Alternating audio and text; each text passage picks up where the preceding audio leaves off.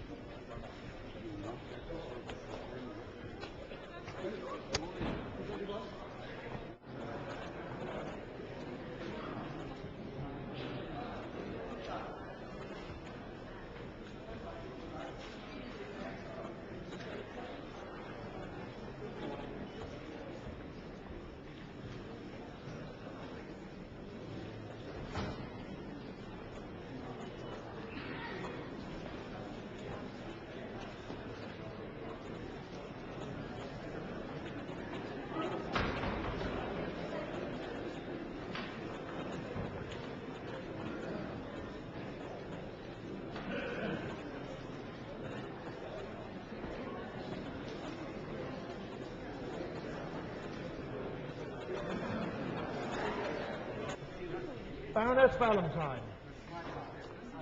My Lords, I beg leave to ask questions standing in my name on the order paper. Border Control manages staff deployment on a command basis, ensuring resources are deployed according to business needs using a recently updated staffing methodology. In line with government commitments, financial resources are increasingly focused on providing staff and frontline activities. The EIA is committed to increasing the use of automated technology to facilitate passengers through arrivals controls, whilst without compromising border security. An example is the Iris immigration recognition system. My Lords, I thank the Minister for his response.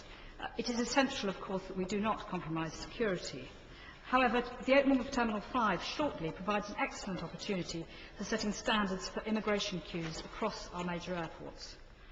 Surely it's unacceptable that our overseas visitors should have to wait 45 minutes to clear immigration, and that should be set as the benchmark. What are the sanctions, please, for failing to hit that benchmark, and do we indeed know whether we are hitting the benchmarks at the moment? In your answer to my written question of the 4th of January, you stated figures were unavailable due to data collection and quality issues. Tesco wouldn't accept that. Does the Minister agree? Without figures, we don't know whether we're achieving benchmarks, and we don't know whether we're improving. My Lords, first of all, I'd like to apologise to the noble Baroness Lady Valentine for the fact that we hadn't responded to a written question. I was appalled how long it had taken to be done, and I have put in hands some mechanisms within the department to resolve that, because it's quite unacceptable, and I'm very sorry for that, and I took some advice from Lord Joplin on that. In terms of specifics and details for numbers, up until the middle of last year, we didn't take records of numbers. We do now, and so, for example, I have got some numbers of year-to-date this year. So just to give an example, yes, we are setting a 25-minute for someone from the EA, but at Heathrow, the average, Heathrow Terminal 1, and the average is 6 minutes at the moment. The longest we've had is 47 minutes. Let's say at Gatwick North, for example, the average is 6 minutes, and the longest that we've had has been about 1 hour, 10 minutes. And I agree those are too long, but generally we are considerably below the 25-minute target and the 45-minute target for non-EEA nationals. My Lords, Despite the long queues at some airports, on which the Minister has sought to reassure us, we know that in many cases women and children who have been trafficked here are habitually clearing immigration control with no trouble. Will the government follow Conservative policy to introduce separate interviews for women and children travelling with men who are not members of their family to help tackle this loophole? My Lords, the introduction last year of the 100% check and the fact that we had to check the passport through mechanically, so it could be compared with the Home Office computer, actually allows us now to have a much greater control and be able to identify these people. With e-borders, we will be able to do even better, and I think that problem will be resolved. My noble friend mentioned the use of biometrics. Could he comment on whether iris scans have speeded matters up, and also whether, in fact, or how many or what percentage of people have actually taken up this facility? My Lords, my noble friend raises a good point. The iris system, in fact, I had my eyes done because I wanted to try and get through the queues, which were extremely long last year, in the middle of the year, I have to say. We worked to make them better. it actually does give you a shorter queue to go into. My concern is that when everyone has their irises done, that might not be quite the same, and we might need more lines for people to go in through to do that. So far, I think the figure is about 172,000 have actually gone down this route. I will have to get back in writing with the precise figure if that's wrong.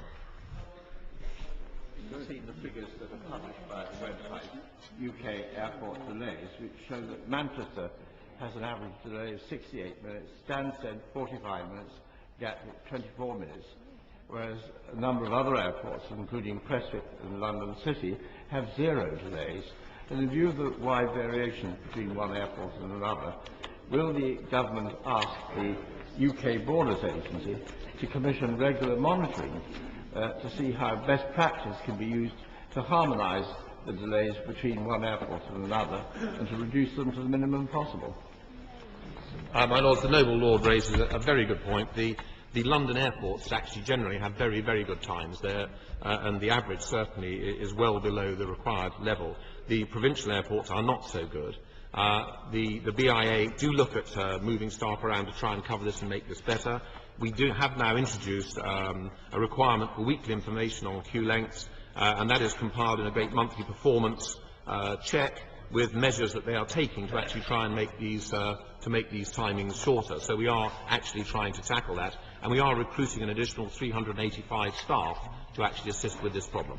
My Lords, does the government recognise that the quality of our border control is a disgrace to this government?